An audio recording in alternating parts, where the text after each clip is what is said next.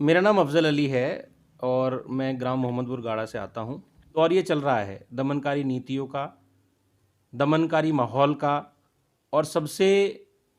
मुख्यतः जो हम देख रहे हैं कि किसानों के लिए जो हो गया है कानून,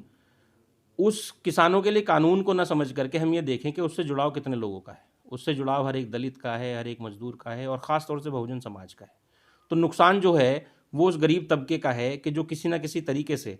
हिंदुस्तान के अंदर, हमें ये ज्ञात होना चाहिए कि 70% आबादी जो है वो खेती और किसानी से जुड़ी है। अगर किसान परेशान है तो मेरा मजदूर परेशान है, मेरा हर गरीब परेशान है, मेरा वो सारा तबका परेशान है जो रोज़ाना की, रोज़मर्रा की अपनी ज़रूरतों को, अपनी ख्वाहिशों को पूरा तब करता है कि जब वो मेहनत करके शाम तक का वक्त अपना गुजार लेता है। ये सरकार ने इस तरह का माहौल जो पैदा कर दिया है, इसी के बीच एक ऐसे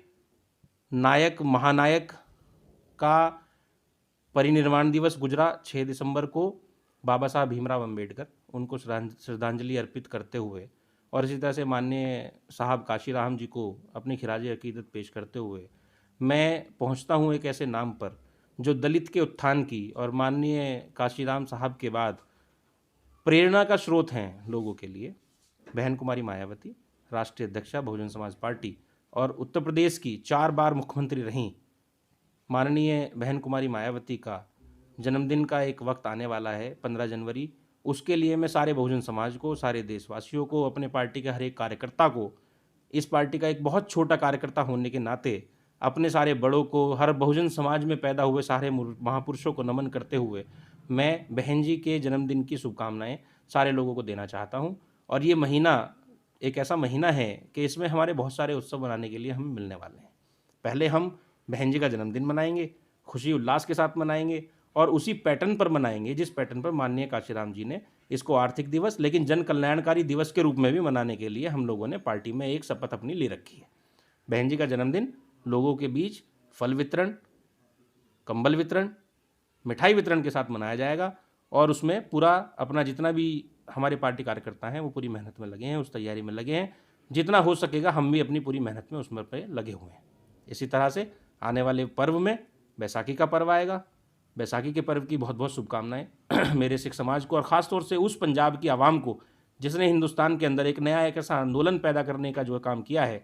कि आज लोग जान पा रहे हैं कि किसान का इस देश के अंदर क्या कंट्रीब्यूशन है, इस देश के अंदर किसान कितना जो है आपको कंट्रीब्यूट कर रहा है और वो अपने हक की लड़ाई के लिए दिल्ली की दहलीज पर पड़ा हुआ है। ऐसा वक्त आ गया है कि बॉर्डर से 20 किलोमीटर पर रहने वाले प्रधानमंत्री जी और उनका पूरा कैबिनेट जो 20 या 10-15 किलोमीटर के दायरे के बीच में रहता है, हैदराबाद का इलेक्शन लड़ाने जा सकता है, जम्मू का इलेक्शन लड़ाने जा सकता है, लेकिन वो कभी भी नहीं आ रहा है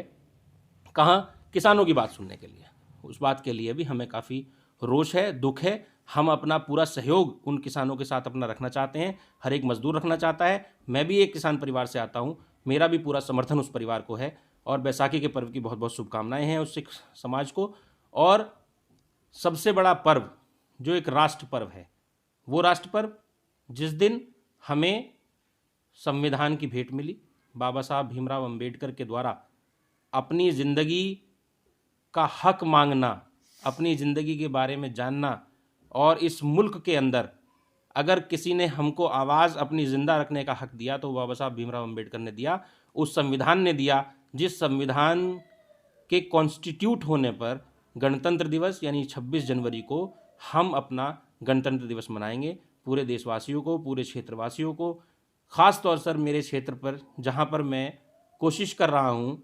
आप लोगों से आपका आशीर्वाद लेने की कि मैं जिला पंचायत का इलेक्शन शायद लड़ूँ,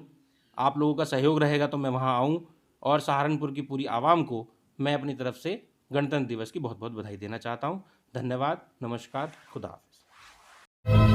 वीडियो आपको कैसी लगी कमेंट बॉक्स में हमें ज़रूर बताएं और पब्लिक फैसला न्यूज़ को लाइक, सब्सक्राइब, कमेंट करना ना भूलें।